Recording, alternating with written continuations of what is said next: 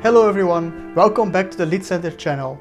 And in today's video we will be exploring how Greek literature influenced the literary culture of ancient Rome. We will see that the Romans, while politically dominant, often looked up to the Greeks as cultural teachers. This relationship is one of the most significant examples of cultural borrowing in Western history. Let's start by looking briefly at the background that made this transfer possible. By the time Rome began expanding into the Eastern Mediterranean in the 3rd and 2nd centuries BC, Greek culture had already spread far beyond just mainland Greece itself. The conquests of Alexander the Great had created Hellenistic kingdoms all over the known world. And in these places, the Greek language and learning remained dominant even after the collapse of the Greek Empire. When a few centuries later, Rome started conquering territories such as southern Italy, Sicily, and eventually Greece itself, the Roman elites came into direct contact with Greek art, philosophy, and literary traditions. For many Romans, Greek culture represented refinement and prestige, something that could elevate Roman society. Cicero, a leading Roman statesman and writer in the 1st century BC, once said that Greece had conquered her root conqueror. This refers to how Greek culture captivated the Romans, even as Roman legions subdued Greek cities. One of the first signs of the Greek influence on Roman literature appeared in Roman drama. In the 3rd century BC, the playwright Livius Andronicus, who himself was a Greek from southern Italy, translated Homer's Odyssey into Latin verse.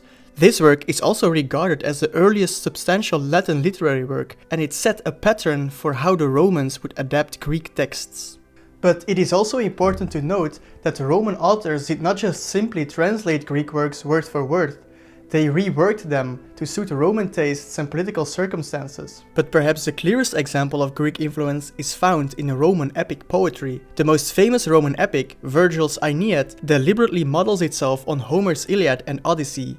Virgil borrowed not only the dactylic hexameter verse, but also narrative techniques, set-piece speeches, and heroic ideals. However, Virgil's purpose was distinctly Roman. The Aeneid tells the story of Aeneas, a Trojan who travels across the Mediterranean Sea and eventually ends up in Italy, where he founds the city of Rome.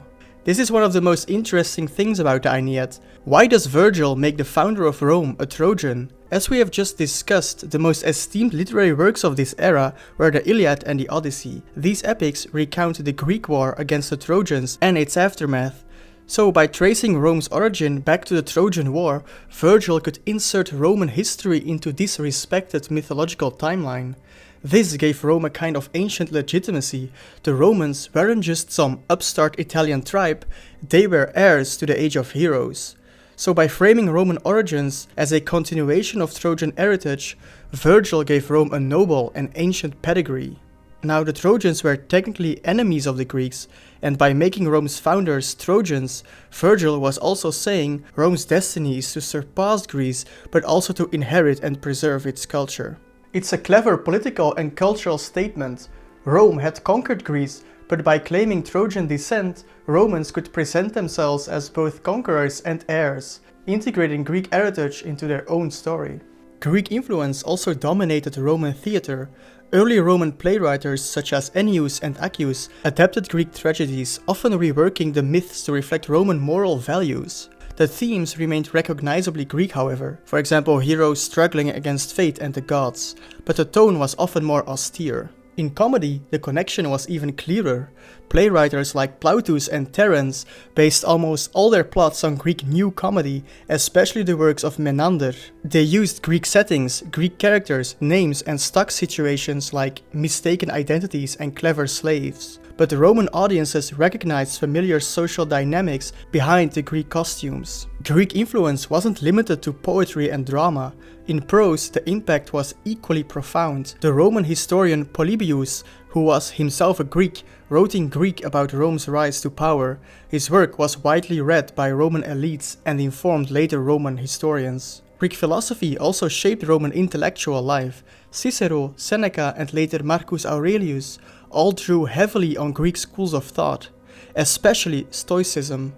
Cicero adapted Greek philosophical concepts to Latin, creating much of the vocabulary Romans would use to discuss ethics and politics. Part of the reason Greek influence was so strong is that upper-class Romans were educated in Greek from childhood. Wealthy families often hired Greek tutors, and knowledge of Greek was a marker of sophistication. Even centuries after Rome had conquered Greece, educated Romans still read Homer, Plato, and Aristotle in the original language. Suetonius even tells us that Julius Caesar preferred to speak Greek when he traveled in the eastern provinces, and Emperor Marcus Aurelius wrote his meditations in Greek rather than in Latin. Despite all this borrowing, Roman literature was not a mere copy of Greek models. Roman authors gradually developed their own literary voice and traditions. They adapted Greek forms to explore specifically Roman experiences, for example, military conquests, civic duty, and the tension between republican ideals and imperial power. This synthesis is what makes Roman literature unique. It stands as both a continuation and a transformation of Greek heritage. In the end, Greek influence on Roman literature was pervasive and foundational. The Romans built their literary culture on Greek examples, but reshaped them into something distinctly Roman. This process of borrowing and adaptation laid the groundwork for much of European literature that would follow. Thank you for watching, and I will see you next time. Thank you for watching, and I will see you next time.